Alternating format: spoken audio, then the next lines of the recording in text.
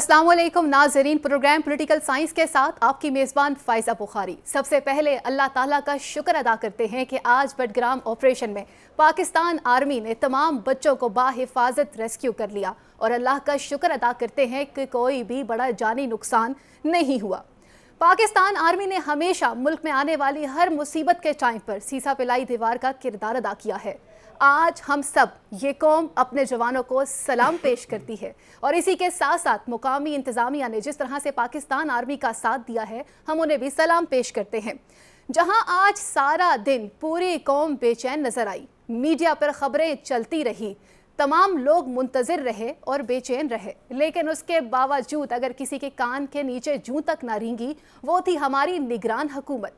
निगरान हुकूमत ने तो इस बात की भी ज़रूरत ना समझी कि कोई अच्छा बयान ही दे दिया जाता।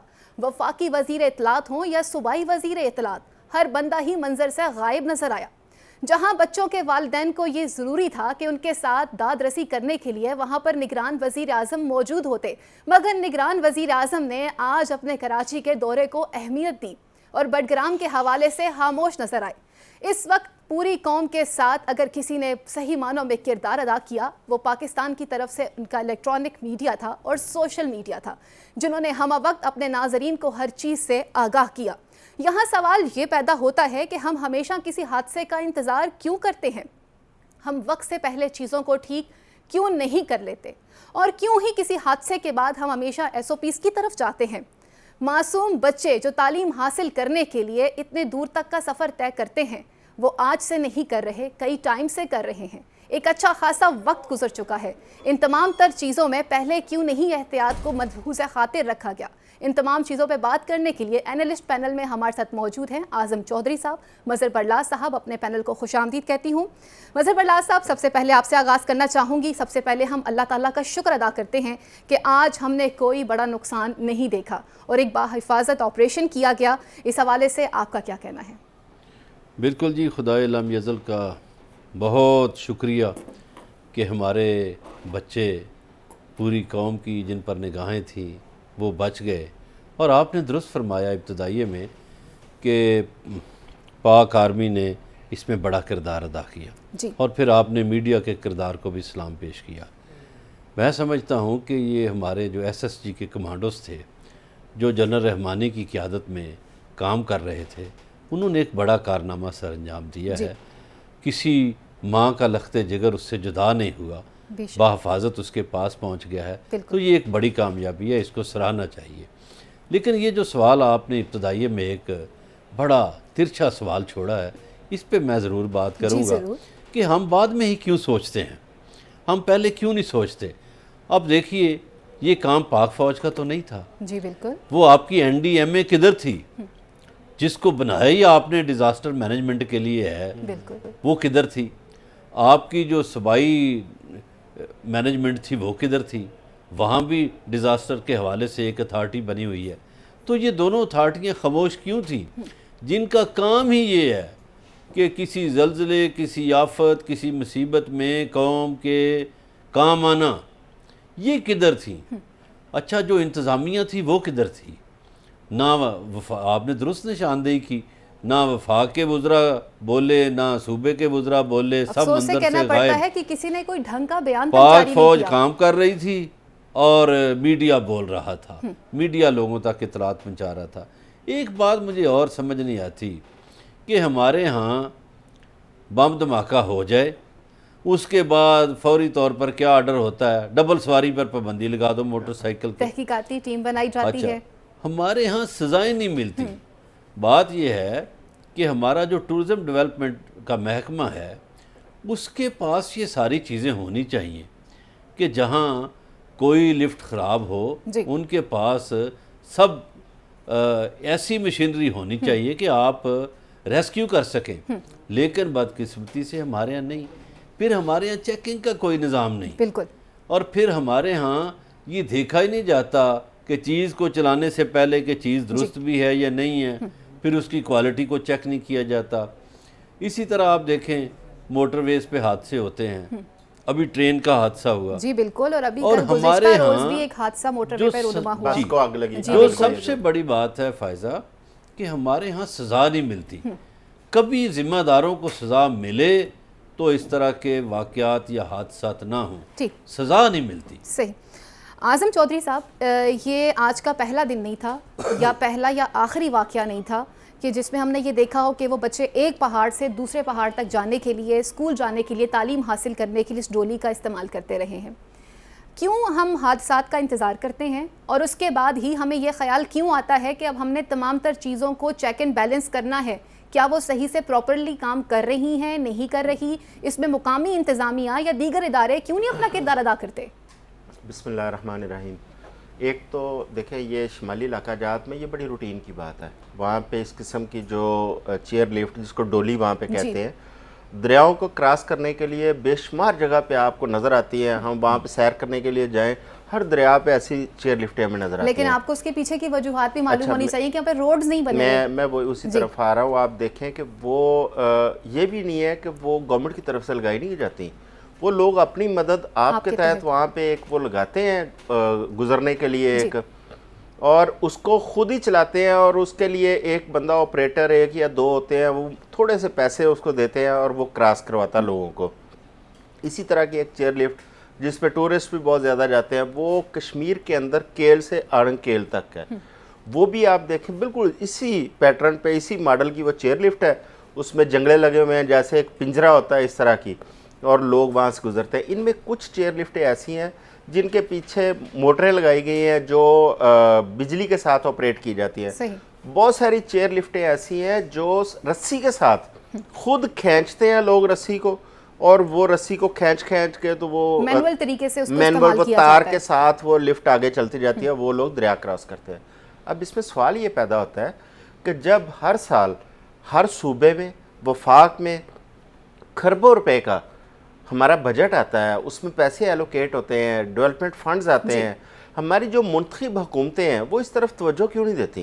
آپ ترقی یافتہ ممالک میں دیکھیں، دور دراز کسی دیہات کے اندر اگر ایک گھر ہے، صرف ایک گھر ہے، اس کو تمام بنیادی سہولتیں اس کی اسٹیٹ فراہم کرتی ہے۔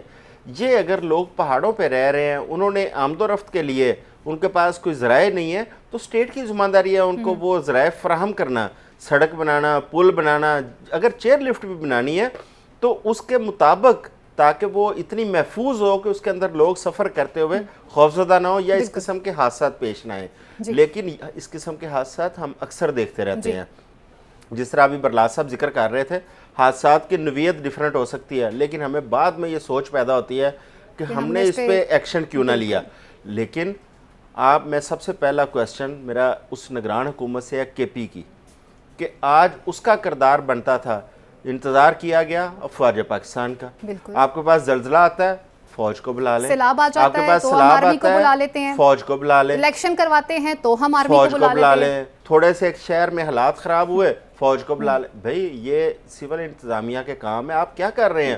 آپ نے اپنے اداروں کو کیوں نہیں اتنا مضبوط کیا یا اتنا مضبوط ہونے دیا کہ اس قسم کے معاملات کم از کم جو سول ایڈمنسٹریشن ہے وہ اس کو ہینڈل کرے؟ اور آج والا جو دل خراش واقعہ تھا، اس میں دیکھیں معصوم بچے تھے وہ، اور اس میں کچھ 3-4 وہ بچے تھے، آج 9th کا رزلٹ آیا تھا اور وہ صبح صبح اپنا رزلٹ سننے کے لیے جا رہے ہیں۔ اچھا، ان کے پاس یہ بھی سہولت نہیں ہے کہ وہ وہاں بیٹھ کے آن لائن اپنے رزلٹ دیکھ لیں۔ ان بچوں کو اس چیئر لفٹ کے ذریعے کراس کر کے، تو پتہ نہیں کتنی دور ان کا سکول تھا، وہاں جا کے انہوں نے رزلٹ سننا تھا۔ جب وہ اوپر لٹکے ہوئے تھے اس وقت ان کا رزلٹ آیا اور تمام بچے اس میں پاس ہوئے ہیں۔ آپ دیکھیں کہ پوری قوم سارا دن دعائیں کرتی رہی ہے کہ اللہ تعالیٰ ان کو محفوظ رکھے، اور بڑا ایک مشکل مرحلہ تھا، اوپر بچے لٹکے ہیں، نیچے ان کے والدین کھڑے ہیں، اور وہ زندگی موت کی ایک کیفیت سے گزر رہے تھے کہ پتہ نہیں اگلے لمحے کیا ہو۔ لیکن اللہ تعالیٰ کا لاکھ لاکھ شکر ہے کہ تمام بچے اور ایک صاحب جو اس میں شامل تھے، وہ تمام لوگ بحفاظت نیچے آ گئے ہیں۔ یہ اللہ تعالیٰ نے ایک خاص کرم کیا ہے۔ اللہ کا شکر ادا کرتے ہیں ہم۔ برلاس صاحب، سب سے اہم سوال یہاں پر یہ پیدا ہوتا ہے کہ آج سارا دن الیکٹرانک میڈیا، سوشل میڈیا اور انٹرنیشنل میڈیا جہاں موجود رہے ہیں، پاکستان آرمی کے نوجوان اپنا کام کرتے رہے ہیں، اگر کسی کے کان کے نیچے جوں تک نہیں رہیں گی، وہ ہماری نگران حکومت تھی۔ نہ ہمیں نگران وفاقی اور صوبائی وزیر اطلاعات و نشریات کا معلوم تھا، اور نہ ہی ہمارے نگران وزیر اعظم بولے، جسٹ ٹویٹر پہ آئے، ایک ٹویٹ کر کے چلے گئے۔ آپ اس رویے کے حوالے سے کیا کہیں گے؟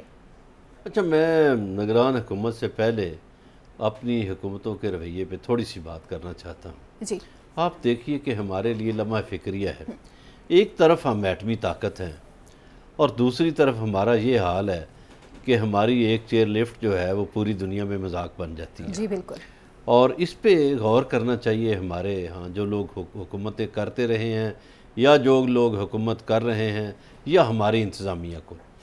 جو اعظم چودھری صاحب نے مثالیں دی کچھ پرائیویٹلی جی جو آپریٹ ہوتی ہیں لفٹیں، گزارش یہ ہے کہ جہاں 10 ڈولیاں چلتی ہیں پرائیویٹلی تو آپ وہاں پہ ایک پل بنا دیں، اسی طرح آگے پل بنا دیں، جی تو پل بنا کے آپ دریاؤں کو تو کور کر سکتے ہیں۔ بالکل، اچھا رہ گئی کھائیاں اور پہاڑ، تو اگر آپ نے وہاں کوئی چیئر لفٹ چلانی بھی ہے تو آپ ڈھنگ کی چیئر لفٹ چلائیں اور وہاں ملازم رکھیں، چیک اینڈ بیلنس کیا جائے، وہ وہاں ملازم رکھیں، آپ کے پاس ٹورزم ڈیولپمنٹ کا محکمہ ہے پورا، لوکل آپ اس انتظامیہ کو رکھیں، جانا چاہیے وہاں پر لوکل دیکھنے کے انتظامیہ لیے۔ کو رکھیں، آپ لوگوں کو بھرتی کریں۔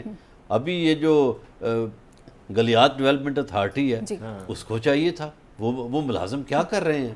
تو میرا خیال ہے کہ ہمارے ہاں ڈھنگ سے کام نہیں لیا جاتا۔ یہ بات بھی درست ہے پاک فوج کے حوالے سے کہ زلزلہ آ جائے اور کوئی مصیبت آ جائے، سیلاب میں تو یہ دیکھیے یہاں فلڈ ریلیف کے نام پہ محکمے بنے ہوئے ہیں، جی لیکن سیلاب آتا ہے تو یہ کشتیاں ڈھونڈنے نکل پڑتے ہیں کہ کشتیاں نہیں ہیں ان کے پاس، پھر آپ دیکھیں کہ خیمے نہیں ہیں ان کے پاس، خوراک کا پہنچانے کا انتظام اور نہیں ہوتا۔ سیلاب میں بھی آپ دیکھیں ٹھیک کہ ہے، جو لوگ متاثرین ہوتے ہیں وہ اپنی مدد آپ کے تحت وہ کشتیاں کوئی اور ان چیزوں کو انہوں نے بنائے ٹیکل اس کر کو رہے ہوتے بیچارے ہیں، وہ بالکل۔ ابھی ریسکیو ایک کر رہے اور ہوتے بات ہیں۔ ہو رہی ہے فائزہ جی کہ پاکستانی قوم بڑی زندہ دل ہے۔ آپ دیکھیں کہ جب زلزلہ آیا، جب سیلاب آتے ہیں یا اس طرح کی کوئی مصیبت یا قدرتی آفت آفات آتی آتی ہیں، بالکل۔ ہمارے لوگ خود بڑی محبت سے چیزیں کھانے پینے کی جی پہننے کی لے کے ٹھیک۔ جاتے ہیں، اداروں پہ وہ انحصار ہی نہیں کرتے کیونکہ اداروں کا تو پتہ ہے کہ کتنے سست ہیں۔ صحیح، اپنی مدد آپ تحت چل رہے ہوتے ہیں۔ اعظم صاحب، اگر ہم بات کرتے ہیں کہ انتظامیہ وہاں پر کیا کر رہی تھی یا دیگر کیا چیزیں ہو رہی تھی، تو ہزارہ ڈویژن کے ساتھ ہمارے بھی کچھ نامور پولیٹیشنز جو ہیں وہ رکھتے ہیں، ایک تعلق رکھتے ہیں، جس میں کیپٹن صفدر شامل ہے، اعظم سواتی شامل ہیں، اور بٹگرام سے ہی قریب ایک علاقہ ہے ناران کاغان جس کی بات کی جاتی ہے، مزمل شاہ، قاسم شاہ فیملی، احمد شاہ فیملی جو پہلے پاکستان پیپلز پارٹی کا حصہ تھے، پھر تحریک انصاف میں آگے، پھر سردار محمد یوسف۔ یہ وہ لوگ ہیں جن علاقوں کے ساتھ ان کا ریلیشن ہے اور ان کو معلوم ہے کہ کہاں کیا پرابلمز ہیں۔ ان لوگوں نے آج تک کیوں نہیں ان علاقوں کی صورتحال کو بہتر کرنے کے لیے اقدامات کیے؟ دیکھیں پہلے ہم کہتے تھے کہ بلوچستان کے لوگ اپنی محرومی کی بات کرتے ہیں، یا کے پی کے اندر دور دراز علاقے وہاں پہ لوگ اپنی محرومی کی بات کرتے ہیں، لیکن یہ جن علاقوں کا آپ ذکر کر رہی ہیں یہ سارے ٹورزم کے علاقے ہیں، جی یہ سرسبز و شاداب بڑے خوبصورت علاقے ہیں اور بڑا ٹورسٹ ان میں لاکھوں کی تعداد میں ہر سال جاتا ہے۔ اور یہ والے سیاستدان جن کا آپ ذکر کر رہی ہیں، دیکھیں ان کی ذمہ داری ہے کم از کم اپنے جو علاقے کا انفراسٹرکچر ہے اس کو اپ گریڈ کریں۔ اس میں دیکھیں اس سے یہ صرف یہ نہیں ہوگا کہ وہ جو وہاں کے لوگ ہیں ان کی لائف اپ گریڈ ہوگی، اس میں ٹورزم آئے گی، جب ٹورزم آئے گی پورے علاقے کو فائدہ پہنچے گا۔ اگر یہی جو چیئر لفٹ ہے، آج کی جو چیئر لفٹ ہے، ہم اس کی ایگزامپل دیں، اب بظاہر ہم کیمروں پہ دیکھ رہے تھے جو ہمارا میڈیا دکھا رہا تھا وہ ایک انتہائی خوبصورت لش گرین علاقہ ہے، لیکن اگر اسی علاقے کے اندر ایک اچھی چیئر لفٹ ہو جس کو گورنمنٹ کے متحد وہاں پہ آپریٹ کیا جا رہا ہو اور ٹورزم کے لیے لوگوں کو اس سائڈ پہ ایک رجحان بنایا جائے، لوگ وہاں پہ جائیں، وہی چیئر لفٹ لاکھوں روپیہ کما کے ماہانہ اس علاقے کو دے اور لوگوں کے لیے روزگار بھی نکلے، لیکن اس طرف ان کی ترجیحات نہیں ہے۔ جان بوجھ کے علاقوں کو بیکورڈ رکھا جاتا ہے، جتنا زیادہ بیکورڈ ہوں گے اتنے ہی لوگ ان کے مرہون منت ہوں گے۔ پاکستان تحریک انصاف کی حکومت نے بھی تو کچھ ٹورزم سیکٹر کے حوالے سے کام کیا تھا۔ دیکھیں پاکستان تحریک انصاف بھی اس کی ذمہ دار ہے۔ جی آپ 8.5 سال کے پی کے اندر پاکستان تحریک انصاف کی حکومت رہی ہے، ان کی بھی یہ ذمہ داری تھی۔ یہ جو چیئر لفٹ ہم دیکھ رہے ہیں یہ ٹوٹ رہی ہیں، 8.5 سال میں انہوں نے بھی اس طرف کوئی توجہ نہیں دی۔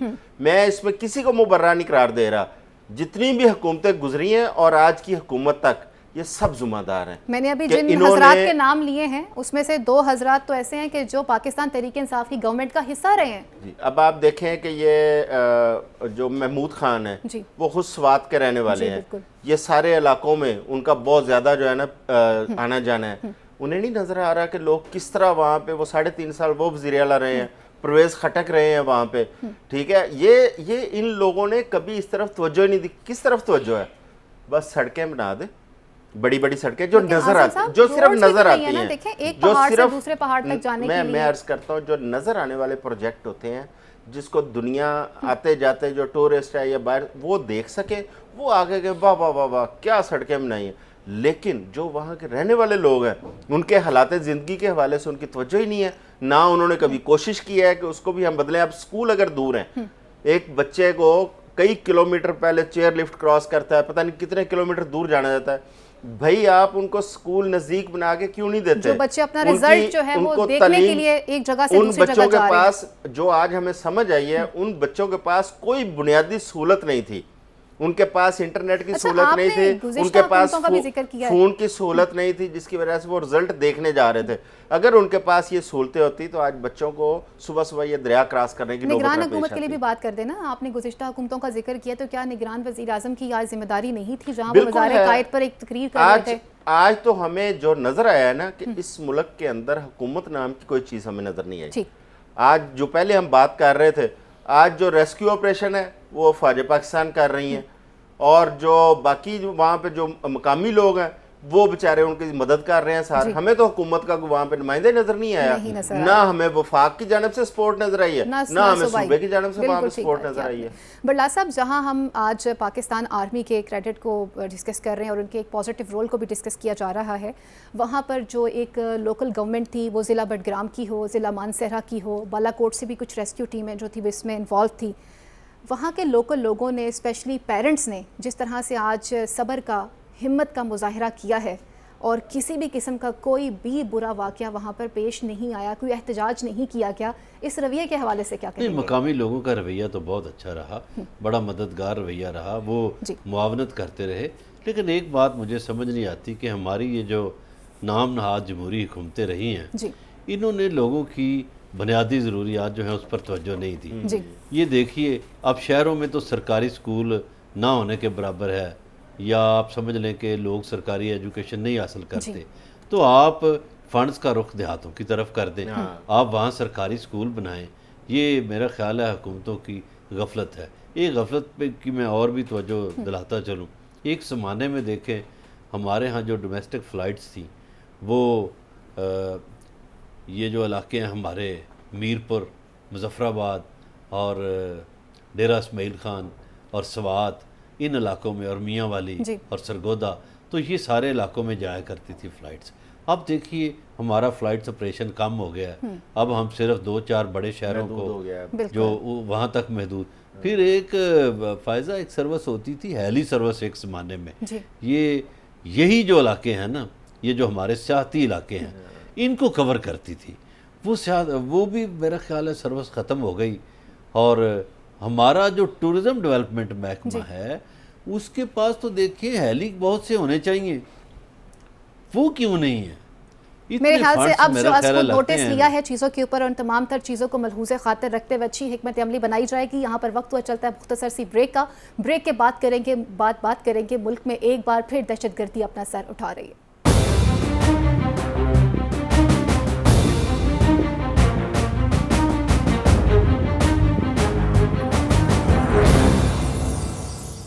ویلکم بیک ناظرین. ملک میں ایک بار پھر دہشت گردی اپنا سر اٹھاتے ہوئے نظر آ رہی ہے. جنوبی وزیرستان میں دہشت گردوں کے ساتھ فائرنگ کے تبادلے میں پاکستان آرمی کے 6 نوجوان آج جام شہادت نوش کر گئے ہیں, اور دوسری طرف پر آج 4 دہشت گرد بھی واصلے جہنم ہوئے ہیں. ملک میں ایک بار پھر دوبارہ سے دہشت گردی جو ہو رہی ہے, اس کے تانے بانے افغانستان سے ملتے ہوئے نظر آتے ہیں, بلکہ اشارے کافی واضح طور پر نظر آ رہے ہیں. پاکستان وہ ملک ہے جس نے افغانستان سے امریکہ کے انخلا اور نئی حکومت کے بننے تک اپنا کلیدی کردار بھی ادا کیا ہے, مگر آج اسی افغانستان کی سرزمین پاکستان کے خلاف استعمال کی جا رہی ہے, اور بار بار کی جا رہی ہے. ان تمام واقعات کے بعد کئی سوالات جنم لیتے ہوئے نظر آتے ہیں. سابقہ حکومت نے جو دہشت گردوں کے ساتھ مذاکرات کی پالیسی بنائی, کیا وہ درست تھی؟ کیا مذاکرات سے دہشت گردی کو ختم کیا جا سکتا تھا؟ اور کیا ملک میں موجودہ صورتحال کی ذمہ دار جو ہے وہ سابقہ حکومت کی غلط پالیسیاں ہیں؟ کیا پاکستان میں ایک مرتبہ پھر دہشت گردی زور پکڑنے جا رہی ہے؟ اور کیا اس دہشت گردی میں کھلم کھلا بھارت انوالو ہے؟ आज़म चौधरी साहब, अगर हम दहशत गर्दी की बात करते हैं, इंतहाई अफसोस से कहना पड़ता है कि आज फिर दोबारा से जनूबी वज़ीरिस्तान में जिस तरह से यह वाक़या पेश आया है और ताने बाने सारे अफ़गानिस्तान से मिल रहे हैं, ख़ुद चीफ़ ऑफ आर्मी स्टाफ ने भी काफ़ी स्ट्रॉन्गली और खुल्लम खुल्ला बयान भी दिया है, उसके बावजूद अफ़गानिस्तान की जानिब से किसी भी तरह का कोई हम रिस्पॉन्स नहीं देख रहे हैं और रिज़ल्ट ज़ीरो है। फ़ायज़ा 2022 मिड जी, जून, जुलाई, मई, इन 3-4 माह में हम देखें तो हमारे अफ़गानिस्तान के जो TTP थी, तहरीक तालिबान पाकिस्तान के जो लोग अफ़गानिस्तान में बैठे थे, हमारे उनके साथ मुज़ाकरात चल रहे थे और उन मुज़ाकरात में अफ़गान गवर्नमेंट ऑन बोर्ड थी और उसमें यही तय किया जा रहा था कि पाकिस्तान के अंदर जो दहशत गर्दी हो रही है, दरअंदाजी हो रही है, उसको कैसे रोका जाना है। वहाँ पे TTP ने 3-4 ऐसे मुतालबात रखे जो पाकिस्तान स्टेट के लिए उनको तस्लीम करना नामुमकिन था। मसलन उनका एक मुतालबा था कि फाटा की पुरानी पोजीशन बहाल करें, दूसरा मुतालबा था कि हम लोग पाकिस्तान आएंगे, इक्विप्ड आएंगे असले के साथ और हमें पाकिस्तान की जो गवर्नमेंट है वो वेलकम करेगी और हमें वो जो पुरानी हमारी एक पोजीशन थी उसके मुताबिक हमें रखा जाएगा। लेकिन ये दो ऐसे मुतालबे थे जिसको स्टेट कभी तस्लीम नहीं कर सकती।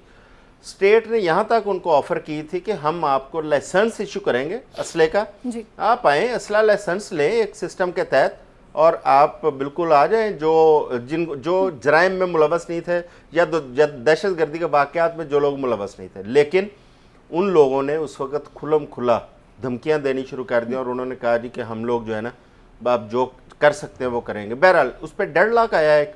उस डेडलॉक के बाद आपको अगर रिमाइंड करें, थोड़ा सा पीछे जाएं, तो अक्टूबर-नवंबर 2022 के अंदर पाकिस्तान के अंदर दरअंदाजी का सिलसिला शुरू हुआ और वो शुरू हुआ स्वात के इलाके में। जी बिल्कुल, और हमने देखा उसके नतीजे में ऑपरेशन भी किए वहाँ पे जब वो लोग एंटर होना शुरू हुए हैं और उनको रोकने में मैं समझता हूँ कि हमारी सिक्योरिटी फोर्सेस के अलावा वहाँ के जो स्वात के लोकल लोग हैं उनका बहुत बड़ा किरदार है जी। उन्होंने सियासत से बालातर होके, सियासी वाबस्तियों से बालातर होके एक मंगोरा के अंदर एक बहुत बड़ा जरगा किया जो एक बड़ा तारीखी उनका जरगा है जिसके अंदर मतलब हज़ारों की तादाद में लोग इकट्ठे हुए और उन्होंने दहशत गर्दों के ख़िलाफ़ एक अज़्म ज़ाहिर किया कि हम इनको रोकेंगे और उन लोगों की उस मज़ामत की वजह से सिक्योरिटी फोर्सेस को वहाँ पे बड़ी सपोर्ट मिली और उन दहशत गर्दों को वापस धकेल दिया गया। अब कैसे वो आते हैं? पाकिस्तान अफ़गानिस्तान की जो सरहद के ऊपर एक फेंस लगाई गई है, उसमें बहुत सारे ऐसे पॉइंट्स हैं जहाँ पे अभी भी फेंस नहीं है। जी बिल्कुल, जहाँ पे अफ़गान गवर्नमेंट उस तरह ताबन नहीं कर रही जिस तरह उसको करना चाहिए था। उसकी दो वजूहत हैं। वहाँ से एक तो स्मगलिंग बहुत बड़ी हो रही है जिसमें बहुत बड़े बड़े लोग अफ़गानिस्तान की जानब से उधर से मुलव्वस हैं। दूसरा, जिस तरह आपने इंडिया की बात की, अफ़गानिस्तान के तामन ना करने की, इंडिया, हम एक दिन पहले बिरला साहब ने जिक्र किया था कि इंडिया ने बहुत पाकिस्तान की सरहद के साथ साथ बेशुमार कौंसल खाने वहाँ पे बनाए हैं। ये करज़ई गवर्नमेंट के अंदर उन्होंने अपने आप को स्ट्रेंथन किया था, लेकिन तालिबान गवर्नमेंट ने पाकिस्तान को यकीन दहानी कराई थी कि उन कौंसल खानों को ख़त्म किया जाएगा। लेकिन आज भी मैं समझता हूँ कि इंडिया डोमिनेट कर रहा है वहाँ पे और अफ़गानिस्तान की जानब से पाकिस्तान को जो सपोर्ट मिलनी चाहिए दहशत गर्दों के खिलाफ, उस तरह अफ़गान गवर्नमेंट पाकिस्तान को उस तरह सपोर्ट नहीं दे रही। वो ज़ीरो है। जिस तरह से पाकिस्तान ने अपना कलीदी किरदार अदा किया है, चाहे वो अमरीकी अफवाज का इनखला हो या वहाँ नई हुकूमत बनानी हो या मुहाजिरीन की पाकिस्तान में आबादकारी हो। बिरला साहब, TTP का जिक्र किया जा रहा है। TTP से हमने देखा कि सानिया APS के बाद जो एक इंतहाई दिलखराश वाक़या पेश आया था, हमने एक रेड लाइन को ड्रॉ कर दिया था कि अब हम उनके साथ किसी भी किस्म के कोई मुज़ाकरात नहीं करेंगे। फिर ऐसी क्या ज़रूरत पेश आ जाती है कि एक वक्त ऐसा भी आता है कि हमने TTP के साथ मुज़ाकरात भी किए, और क्यों किए? देखिए, अगर आप दुनिया में हिस्ट्री पढ़ें तो जितनी जंगें हुई, बड़े बड़े मार्के हुए, तो आखिर में कहीं ना कहीं मुज़ाकरात की मेज़ पर बैठना पड़ता है। फ़ौजों को शिकस्त हो या फ़ौजें जीत जाएं, लेकिन उसका कोई आउटपुट होता है, कोई उसका अच्छा रिजल्ट सामने आता है। गुजारिश ये है कि मुज़ाकरात हुए, ये दुरुस्त है, और अफ़गान हुकूमत से भी हमारे मुज़ाकरात हुए, ये भी दुरुस्त है। अब अफ़गान हुकूमत ने जो वादे किए थे वो पूरे नहीं हुए, ये भी दुरुस्त है। ये भी दुरुस्त है कि अभी जो स्वात में जब इनकी कार्रवाइयाँ शुरू हुई तो सबसे ज़्यादा अवामी रद्द-ए-अमल सामने आया और अवामी रद्द-ए-अमल के नतीजे में ये इन लोगों को पसपा होना पड़ा। लेकिन यहाँ एक सवाल है। सवाल ये है कि पाकिस्तान तो दुनिया की खातर دہشت گردی کے خلاف جنگ لڑ رہا ہے، کئی سالوں سے جنگ لڑ رہا ہے۔ جی بالکل۔ پاکستان نے اربوں ڈالر کا نقصان کیا، پاکستان کی معیشت کمزور ہو گئی، جی بالکل۔ پاکستان کے بہت سے لوگ شہید ہوئے جن کی تعداد 75 سے 80 ہزار ہے۔ ان شہداء کا خون دے کر ہم نے دنیا کو دہشت گردوں سے بچایا، جہاں ہمارے نوجوان لیکن شہید ہوتے رہے، ہمارے جی ہاں، سویلینز نے بھی بڑی لیکن قربانیاں دی دنیا ہیں۔ نے ہمیں کیا ریوارڈ دیا اس کا؟ دنیا نے کوئی ریوارڈ نہیں دیا۔ دنیا کو چاہیے تھا کہ وہ ہمارا نقصان تو پورا کرتے، چلیں جانی نقصان تو ہمارے اندر جذبہ شہادت ہے، جی بالکل۔ لیکن ہمارا جو مالی نقصان ہوا، جو ہم اربوں ڈالر ہماری معیشت پہ بوجھ بنے، وہ تو پورا کرتی دنیا، بجائے اس کے دنیا نے وہ پورا کرنا کہ ہمارا صحیح انداز میں شکریہ بھی نہیں ادا کیا۔ جی اب افغان حکومت کو چاہیے تھا کہ افغان حکومت ایک پرو امریکن گورنمنٹ ختم کر کے وہاں آئی، تو ان کو چاہیے تھا کہ جو پرو امریکہ ممالک ہیں ان کی طرف تو کم از کم غور سے دیکھتے۔ جی اب انڈیا جو ہے وہ امریکہ کا بغل بچہ بنا ہوا ہے، اس کے کونسل خانے وہاں کیوں قائم ہیں اور وہاں کارروائیاں کیوں ہو رہی ہیں؟ یہ جو دہشت گرد ہیں یہ سارے وہاں سے را کے جو دفاتر ہیں، را کے جو مختلف کوارٹرز ہیں، وہاں سے تربیت پا کے آتے ہیں اور دہشت گردی کرتے ہیں۔ صحیح، ٹھیک ہے، آپ کا پوائنٹ میرے پاس آ چکا ہے، مجھے اگلے ایشو کی طرف بھی بڑھنا ہے۔ ایک شارٹ سا جواب چاہوں گی کہ اس حوالے سے ہماری حکمت عملی کیا ہونی چاہیے، جن پوائنٹس کا آپ نے بھی ذکر کیا اور کچھ پوائنٹس کا ذکر برلا صاحب نے بھی کیا، شارٹ سا جواب چاہوں گی۔ دیکھیں، دہشت گردی ہمارے اندر ایندھن موجود ہے۔ جتنے بیرونی حکومتیں ہیں، جس میں انڈیا ہو، افغانستان ہو یا کوئی اور ہو، ایندھن انہیں پاکستان کے اندر سے مل جاتا ہے۔ بہت تھوڑے پیسوں میں انہیں خودکش بمبار مل جاتے ہیں، بہت تھوڑے پیسوں میں یہاں پہ انہیں غدار مل جاتے ہیں۔ دیکھیں، ہماری سیکیورٹی فورسز کو سب سے بڑا جو سامنا کرنا پڑا ہے وہ پاکستان کے اندر موجود جو غدار ہے، جو یہاں پہ ایندھن ہے، اس کو روکنے کے لیے سب سے بڑا ان کو فورسز کو ضرورت پڑی ہے۔ تمام وسائل اس پہ لگائے گئے ہیں، شاتیں ہوئی ہیں، بہت بڑا ایک نقصان۔ اب اس کا حل کیا ہے؟ دیکھیں، دہشت گردوں کے خلاف ایک تو آہنی ہاتھوں سے ہمیں نمٹنا پڑے گا۔ اس میں ایک بھی ٹالرنس، اس پہ زیرو ٹالرنس پہ آئیں گے، اور آپ کو فوکس کرنا پڑے گا۔ آپ کو یاد ہوگا کہ 5-6 سال پیچھے جائیں، پاکستان میں دہشت گردی کی ایک بڑی خوفناک ویو آئی تھی، اور اس پہ تمام ہماری سیکیورٹی فورسز اور پوری قوم کمیٹڈ ہو کے اس کے ساتھ کھڑی ہوئی تھی۔ اور اس میں سمجھتا ہوں کہ اے پی ایس کا جو ایک افسوسناک واقعہ تھا جس میں ہمارے بچوں نے شہادتیں پیش کی تھی، اس واقعے کے بعد پوری قوم اور سیکیورٹی فورسز ایک پیج پہ کھڑے ہو کے لڑائی ہم نے لڑی تھی، اور اس بات میں اب اور بھی ان لوگوں سے نجات حاصل کی۔ کوئی شک نہیں ہے کہ پاکستان کی افواج کے ساتھ یہ پوری قوم ایک پیج پر ساتھ کھڑی ہوئی نظر آئی کی۔ اگلے ٹاپک کی طرف بڑھتے ہیں اور کچھ بات کرتے ہیں مہنگائی کے حوالے سے، جو کہ تھمنے کا نام ہی نہیں لے رہی۔ معیشت ہے جو کہ ٹھیک ہونے کا نام نہیں لے رہی، اور نگران حکومت ہے جو کام کرنے کا نام نہیں لے رہی۔ کچھ ایسی ہی صورتحال اس وقت پاکستان میں بھی بن چکی ہے۔ ڈالر 300 سے بھی اوپر جانا شروع ہو چکا ہے، لیکن ڈالر کو لگام ڈالنے کے لیے نگران حکومت بھی کوئی خاص اقدامات کرتی ہوئی نظر نہیں آ رہی۔ اوپر سے سونے پر سہاگا ہے کہ نگران وزیر اعظم یہ کہتے ہیں کہ ہم نے پچھلی حکومت کی پالیسی کو ہی آگے لے کر چلنا ہے۔ آخر وہ پالیسیاں کیا ہے؟ کیسز سے ریلیف حاصل کرنا ہے، اپنے کیسز ختم کروانے ہیں اور لوگوں کو جیل میں ڈالنا ہے؟ وہ پالیسیز کیا ہیں؟ اور اس سے ایک عام آدمی جس کی بجلی کی بل کی وجہ سے ان کی چیخیں نکل چکی ہیں، لیکن نگران حکومت اس پہ خاموش نظر آتی ہے۔ بلا صاحب، ہم نے کل بھی کچھ پالیسیز کا ذکر کیا تھا، اور آج نگران وزیر اعظم نے یہ بیان بھی دیا ہے کہ ہم نے یہ فیصلہ کر لیا ہے کہ اب ہم جو پچھلی حکومت ہے ان کی پالیسیز کو آگے لے کر چلیں گے۔ اور انتہائی افسوس ہوتا ہے کہ بجلی کے بل اتنے زیادہ بڑھ چکے ہیں کہ ایک عام آدمی کی چیخوں کی آواز کیوں نہیں ہمارے ایوان بالا اور ایوان اعلیٰ میں سنائی دے رہی۔ ایک تو نگران وزیر اعظم سے مؤدبانہ التماس ہے کہ جناب والا پچھلی حکومت کی پالیسیوں کو چھوڑ دیجیے۔ آپ کی بہتر اسی میں ہے کہ آپ ان پالیسیوں کو ترک کر دیں۔ اس کی بڑی وجہ یہ ہے کہ وہ جو ڈالر کو زیر کرنے آئے تھے بڑے ماہر کے طور پر، ایک جادوگر قسم کے معیشت دان اسحاق ڈار، انہوں نے جو لگام ڈالی ڈالر کو، وہ سب لوگوں کے سامنے ہے۔ آج ڈالر 300 سے اوپر پرواز کر رہا ہے۔ یہ سارا کیا دھرا ان کا ہے۔ جہاں تک مہنگائی کی بات ہے، مہنگائی جب پی ٹی آئی کی گورنمنٹ تھی تو 12% بڑھی تھی، اور جب اس ماہر کی حکومت میں یہ جو پچھلے 16 ماہ گزرے تو 45% بڑھ گئی۔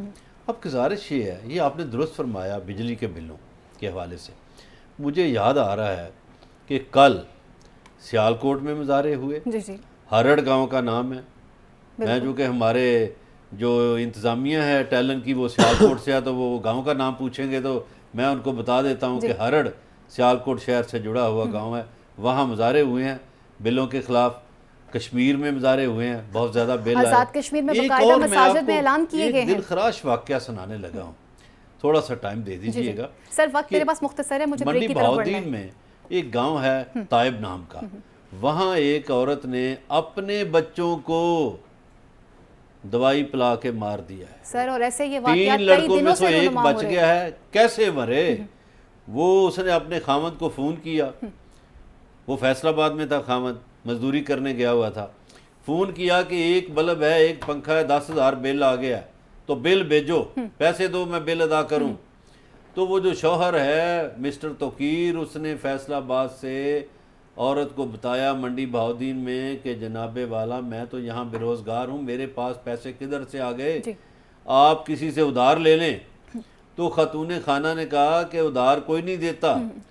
پھر اس نے وہ جو چوہے مار دوائیاں ہیں وہ ڈالی پانی میں یا چائے میں اور 3 لڑکوں کو پلا دی، اس میں سے 2 لڑکے مر گئے، ایک لڑکا اسی بات کو ہم ہسپتال بریک کے میں بعد کنٹینیو کرتے ہیں۔ جا کے بردار بچ صاحب، گیا۔ انتہائی ایک افسوسناک واقعہ ہے، اور اگر نگران وزیر اعظم یہ کہتے ہیں کہ ہم نے حکومت کی پالیسیوں کو آگے لے کر چلنا ہے، تو آج وہ اپنی عوام کو یہ بھی بتا دیں کہ وہ مہنگائی کے مزید کتنے طوفان لے کر آئیں گے۔ یہ سب جانتے ہیں اس بریک کے بعد۔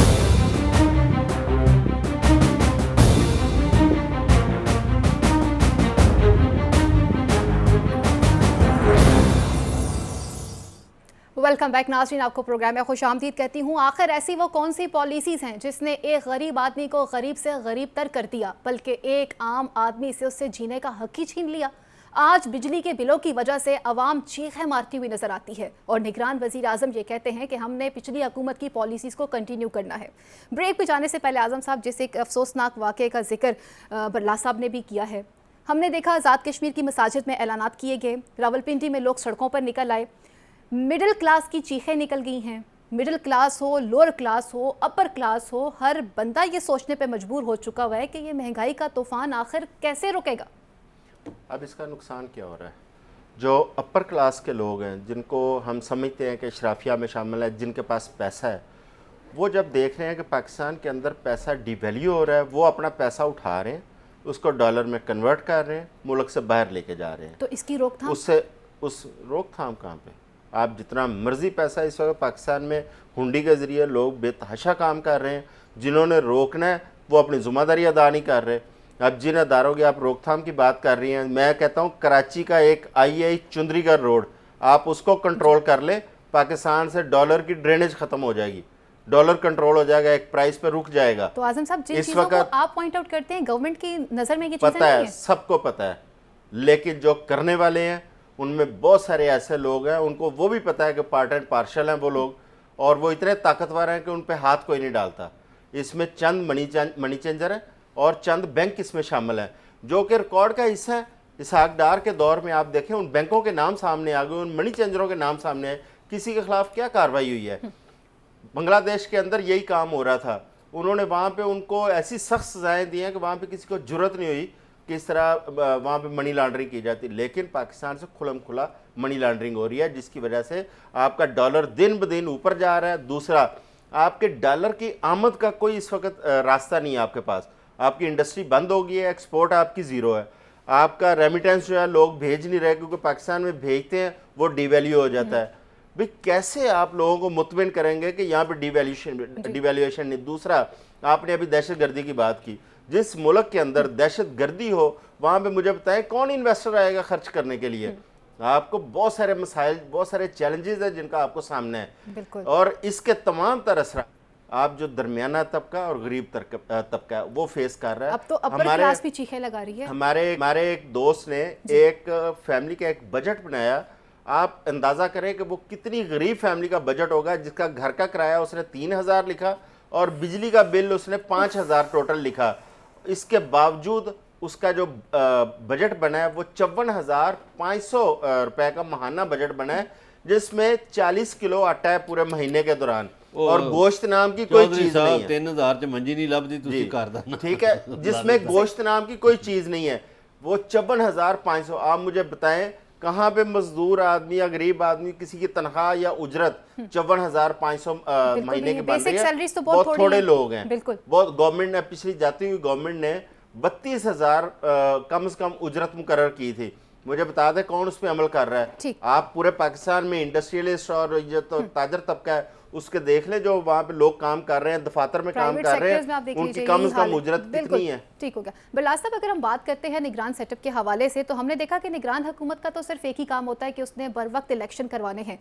اس کام کو چھوڑ کر چاہے وہ نگران حکومت صوبائی ہو یا وفاقی ہو, باقی وہ سارے کام کیے جا رہے ہیں. اور پالیسیز کے حوالے سے بھی ذکر کرتی ہے تو وہ پالیسیز بھی ذرا بتا دیجئے وہ کیا ہوگی جس میں ہم یہ دیکھ رہے ہیں کہ اپنوں کو نوازا جا رہا ہے, کیسز ختم کیے جا رہے ہیں, جیسے مریم نواز کا بھی نیب ترامیم کی وجہ سے کیس ختم ہو گیا ہے. مہنگائی کے حوالے سے نگران حکومت کیوں نہیں بات کرتے ہوئے نظر آ رہی؟ وہ کہتے ہیں نا کہ ہم نے تسلسل رکھنا ہے تو رکھے تسلسل. عوام دشمن پالیسیاں ہیں یہ. مجھے معذرت کے ساتھ میں کہہ رہا ہوں, مجھے پاکستان میں ایک بڑی تحریک چلتی ہوئی نظر آ رہی ہے اسی مہنگائی کے خلاف.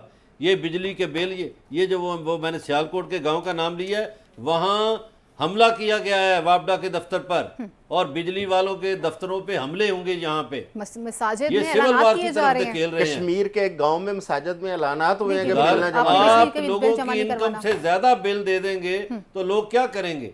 لوگ پھر آپ کو پتھر نہیں ماریں گے تو کیا کریں گے؟ آپ کو پھول تو نہیں پیش کیے جا سکتے. تو حکومت کا فرض ہے, دیکھیے ریاست جو ہے ذمہ دار ہے جان اور مال کی. نہ یہاں جان محفوظ ہے نہ مال محفوظ ہے. آئین ہمیں تحفظ دیتا ہے بیسک ضروریات کا, تعلیم کا, صحت کا, خوراک کا, چھت کا, وہ بھی میسر نہیں ہے. تو یہاں پھر یہ ٹیکس کیوں لیتے ہیں؟ یہ ریاست کس نام کی ہے؟ یہ ملک کس نام کا ہے؟ یہاں حکومتیں کس نام کی ہیں؟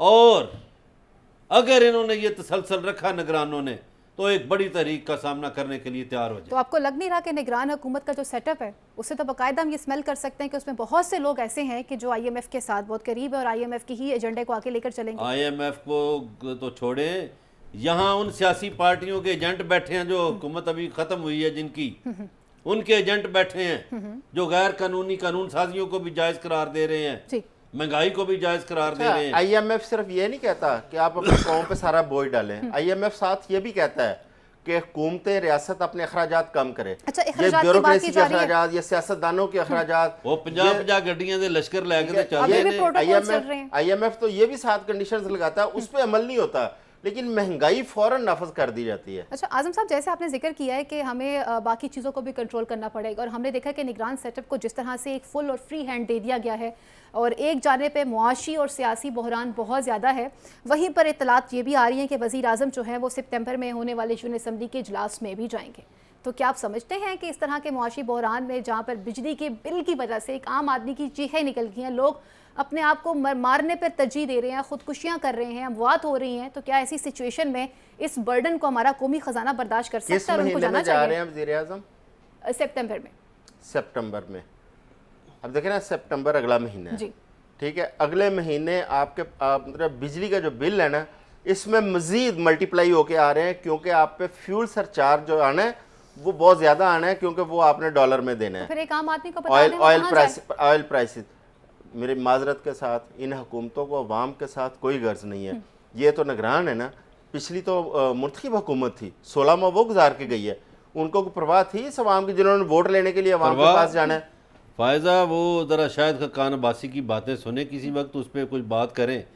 وہ کہتے ہیں کہ ہر ایم این اے, ہر سینیٹر کو 15 سے 25 کروڑ دیا گیا, یہ بل جو پاس کرائے گئے ہیں, یہ یونیورسٹیوں کے اور دوسرے تیسرے جو بل پاس ہوئے ہیں, وہ اتنی بڑی کرپشن ہوئی ہے اربوں. وہ تو آٹے کی بات کر رہے تھے, انہوں نے آٹے پہ بھی بات کی کہ وہ 1 ارب میں سے 20 کروڑ کی کرپشن بہت مختصر ہے. تو اس کرپشن میں ہم نے دیکھا ہے کہ جب سے وہ نیب قوانین میں ترمیم کی گئی ہیں تو مریم نواز کا بھی کیس ختم ہو گیا ہے, اور آج بڑے زبردست دیکھیں, آج تو پاکستان میں 50 کروڑ روپے تک کوئی کرپشن نہیں ہے.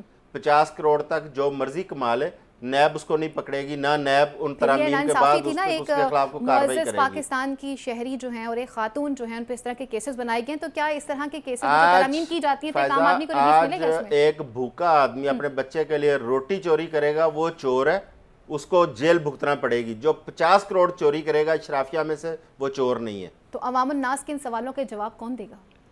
عوام الناس کے ان سوالوں کے جواب ریاست کو دینے چاہیے. یا پھر سپریم کورٹ ہے بڑی عدالت، یا پھر خدا دیکھے روز محشر ان کو جواب دینا پڑے گا۔ ایک بندہ اگر بھوکا مرتا ہے تو حکمران ذمہ دار ہے۔